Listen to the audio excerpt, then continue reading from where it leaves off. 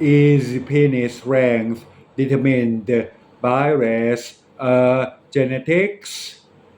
Many men have wondered about this question. Some believe race is the answer. Some believe genetics explain everything. Some have heard stereotypes for years. Some have spent years comparing themselves to people they have never even met.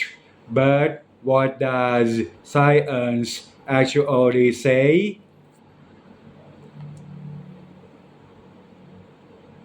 Is penis length determined by race? Is it determined by genetics? Or is the truth more complicated than most people think? Today, we are going to explore the facts in the simplest way possible. The first thing we need to understand is that the human body is incredibly complex. Nothing about the body is controlled by one single factor. Think about height. Some people are tall, some people are short, some people are athletic, some people are not. Some brothers look very similar. Other brothers look completely different. Human beings are natural, diverse. The same principle applies to penis length.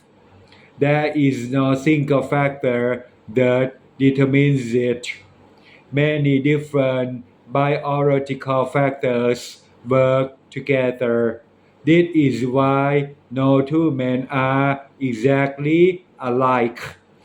Now let's talk about race. Many people assume that race automatically determines physical characteristics, but science shows that reality is much more complicated. When researchers study populations, they sometimes find small differences in averages between groups. However, averages do not tell the whole story. This is extremely important. Imagine two groups of men. Even if one group has a slightly different average measurement, there is usually a large overlap between both groups. This means many individuals from one group may be larger than individuals from the other groups, and vice versa. In other words, you cannot accurately predict an individual's characteristics simply by looking at race. Human variation is much bigger than many people realize. Let's use height as an example. Many people believe certain countries have taller populations.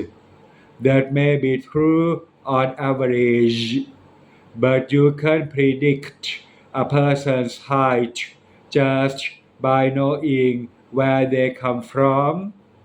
Of course not. You can find very tall people in countries with shorter averages.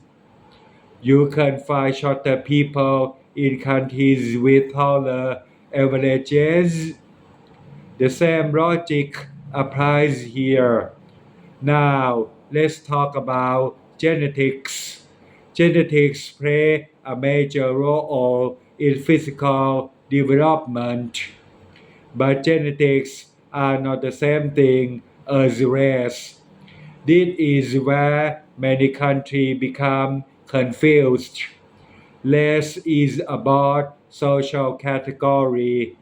Genetics are much more specific. Your genetics come from your mother, your father, your grandparents, and many generations before them. Every person receives a unique combination of genes. That is why even brothers can be different. That is why family members can have different heights, body shapes, facial features, and other physical characteristics. If you look at a family with three brothers, you may notice something interesting. One brother might be tall, one might be average height, one might be shorter. Even though they grew up in the same house, the same principle applies to many other physical traits. This is why genetics are more complicated than simple racial categories. Another important factor is development during childhood and adolescence. Good nutrition matters. Overall health matters. Hormonal development matters. Many biological systems work together during growth. The human body develops over many years. It is not controlled by one single factor. Now, let's talk about the real issue. Because for many men, the problem is not biology. The problem is comparison. Many men spend years worrying about things they cannot control. They compare themselves to stereotypes. They compare themselves to rumors. They compare themselves to content online. Eventually, they begin to feel insecure, not because of facts, but because of fear. For example, a man may be completely healthy.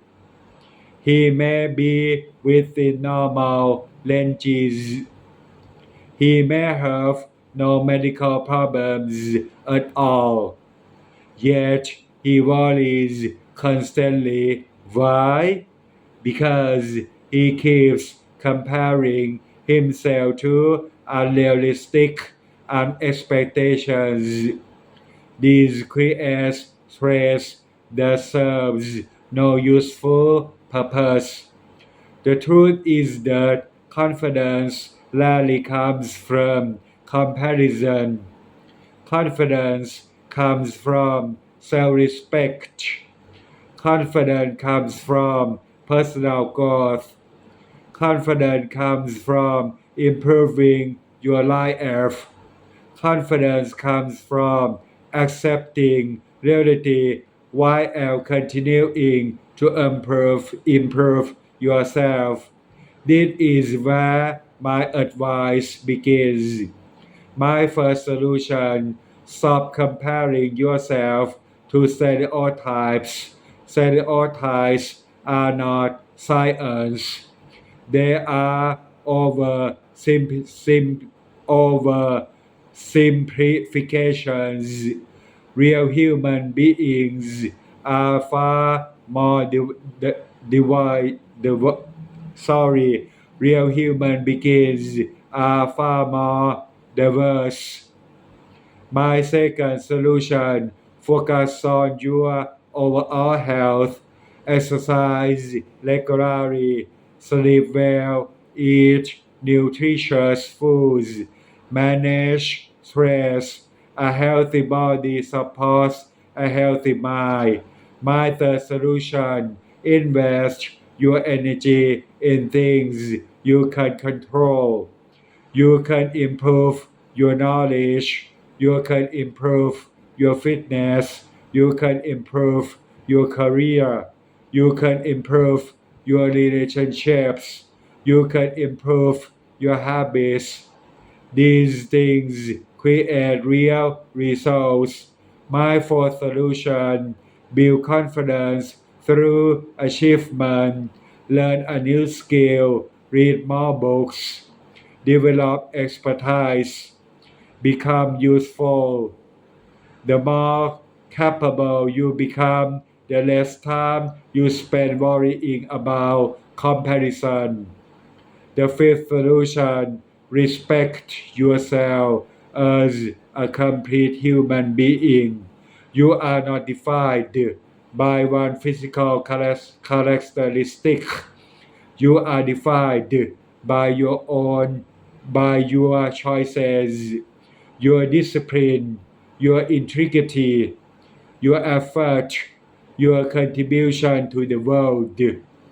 What can listeners apply immediately? Number one, stop consuming content that makes you feel inferior. Number two, focus on health instead of comparison.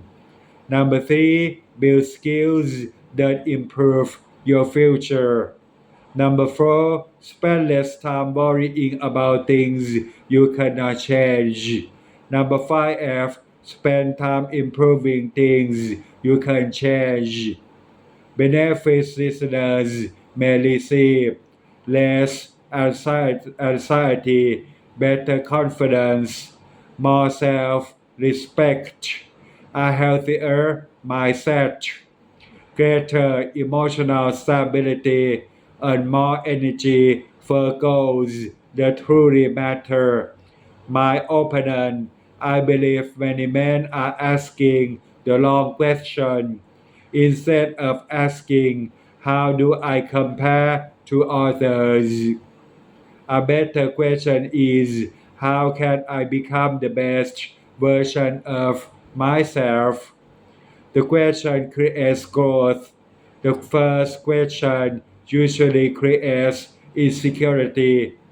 My advice: do not allow race, genetics, stereotypes, or internet rumors to determine how you feel about yourself. Use science to understand reality.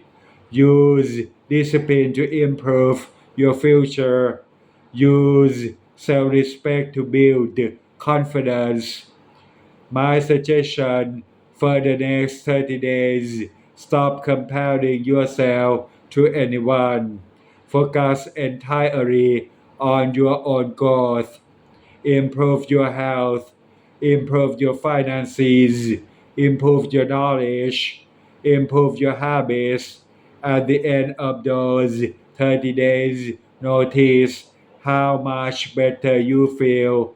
My final thought: race may influence population statistics.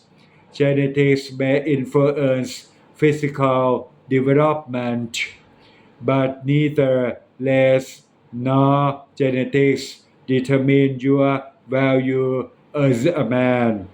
Your value comes from your character, your actions, your discipline, and the life you choose to build.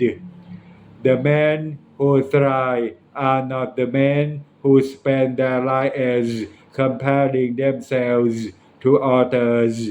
They are the men who focus on growth, purpose, and becoming better every day. Thank you very much.